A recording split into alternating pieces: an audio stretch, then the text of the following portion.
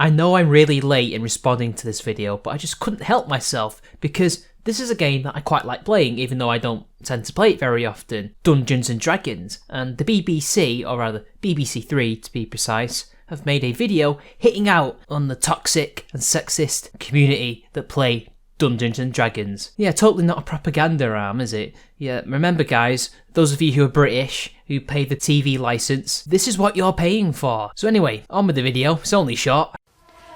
No offence, but Dungeons & Dragons isn't just for nerds anymore. Well, immediately, we're hit with the infiltration tactic. No offence, nerds. Dungeons & Dragons isn't for you anymore, or isn't just for you anymore. Well, the sad fact of the matter is, that's not changing anytime soon. Dungeons & Dragons is, by far, one of the most nerdiest things anybody can do. By the way, I wonder if they're going to connect nerd with male. Are they just using this as a substitute for men? Things like that are by their very nature discriminatory. It's the same thing with football, it's the same thing with sports or makeup sessions or anything you can possibly imagine, any kind of hobby. It is discriminatory because some people are into it, some people are not. Some people can't do these things because they're incapable. That's the nature of these types of things. There's nothing wrong with that, but you know what, these people, like these social justice warriors, they've got to infiltrate everything to control it, to morph it. Because of their totalitarian ideology, it demands that. Otherwise it feels unsafe.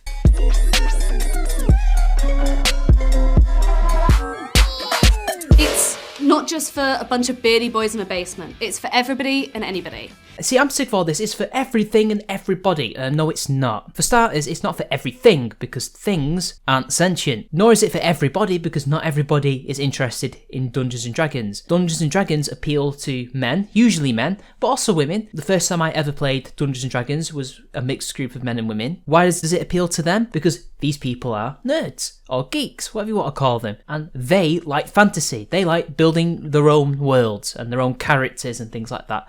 These are people who are into that kind of thing. They're into pen and pencil games. Most people nowadays are not into using their imagination and playing with pens and pencils and pieces of paper and a big massive textbook that teaches you how to play the game, essentially. Most people aren't into that. Dungeons and Dragons is a very old school style of game that most people have not really grown up with. Most of these people will be playing video games, usually based on Dungeons and Dragons if they're into RPGs. So Dungeons and Dragons is not for everybody or anything. It has certain elements within it that appeal to a certain section of society, and there's nothing wrong with that. Stereotypical hobbies that men and women engage in will usually appeal to those men and women, generally, although of course you will have outliers. These cultures exist for a reason. These people were outcasts for a reason, and that's why they coalesced around games like Dungeons and Dragons, Cyberpunk, later on video games, and all sorts of other things like that. Because they were the nerds, they were the weak kids, the geeky kids who were into the intellectual things, the more creative things, as opposed to the more sporty things. And yet you're now saying that their space is something that should be opened up for everybody. No, it ain't necessarily so. It's so social. The most social game you have to play, in fact. Press X to doubt, guys, because it isn't actually the most social game you could play ever. Considering that you only really need 4 people, and most of the time you're talking to one person as opposed to everybody else, the DM. And what about football? That's a very social game. There's 11 of you as opposed to just a couple. You have to communicate at a distance, 100 meters or so. You have to communicate with the person next to you. Chinese whispers, surely that's the most social game. You can have loads of people playing that. They're all whispering to each other. I really disagree with that. That it's not the most social game out there. It's about as social as Scrabble or even Snakes and Ladders. All you need is a few friends and a dungeon master or game master to kind of run the game and tell you your story. The DM is usually one of your friends. The DM isn't just some outsider who runs the game and tells you your story. You all are invested in the story, or he has a story anyway that he already has developed, and you guys basically roleplay it and it's improvised from there. Yes, that's a very social thing, but it's not the only social game out there, nor is it the most social. In fact, in many ways, you could argue that the communication can be a bad thing because some people are arsehole players and they will do things to your character that you don't like and you might fall out over it. It's happened to me plenty of times. Social? Well, it's not always a good thing, is it? It's this wonderful escapism from real life, like acting or writing, but you're doing it as a group.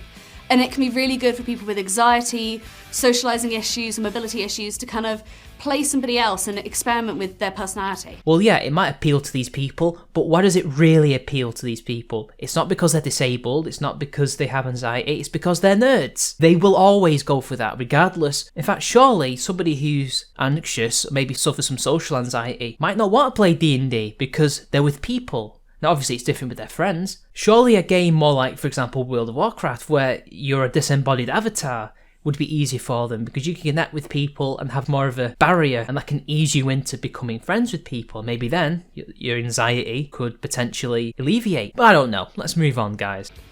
It's got its problems, like most games, to be honest, with diversity and inclusion. I'm sorry, but how can you say that? You don't even know who's playing the game at any given time. For example, when I first played the game, there was me, a mixed race guy, there was another mixed race guy, there was 2 women, 2 trans women, and a straight white male. Maybe another straight white male, I can't remember, but I know one of the straight white males just so happened to be the DM, and it was one of the best games I've ever played, and it's a shame that it didn't quite finish, mainly because, university was finishing for some of us like me. That was already a pretty diverse group anyway, and we just happened to know each other via university, and it just naturally happened. No higher power needed to say, Mitch and all your friends, you need to group together because you're these different types of people. You're these part of this social group. Do this because D&D has an issue with diversity. Never had an issue with diversity. Never had an issue with inclusivity because all you need is a pen and pencil and the textbook. That's literally all you need. The subculture couldn't give a crap about who you are, what you are, as long as you're good at playing the game and you're civil. That's literally it. But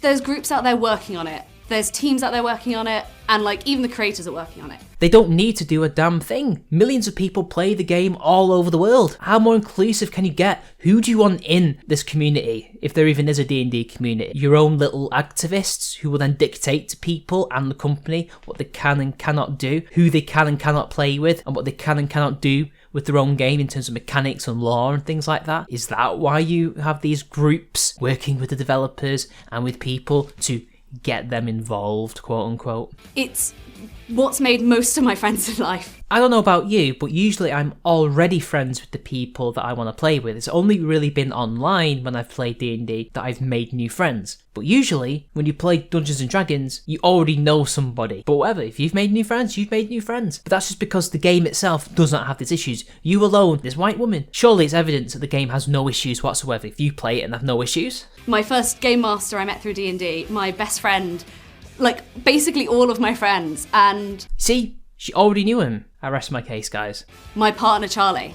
QED. Dungeons & Dragons isn't just for nerds. You mean straight white men, because it is for nerds. They're the people who always buy this game and always will buy this game. They are the core demographic. They will always be the ones who are playing it. They are the ones that will sustain it. They are the ones that will create spin-off games like Pathfinder. It is for them, it is by them, and it always will be, because that's just how human beings are. Certain human groups have certain tastes, certain individuals have tastes, and they gravitate towards things that appeal to them. Oh, and by the way, nerds can be any race, any creed, any religion. They are not shorthand for straight, white, bearded males, because for some reason, that's the stereotype in these racist, sexist, leftists' heads. That's what they think when they think of the word nerd. Straight, white, bearded male. That's what they think nerd culture is, even though there are hundreds of countries on the planet with their own nerd subcultures, and these people have similar interests to those of us in the West. And even then, those of us in the West who are considered nerds, we're not all white. I am not white, and I'm a nerd.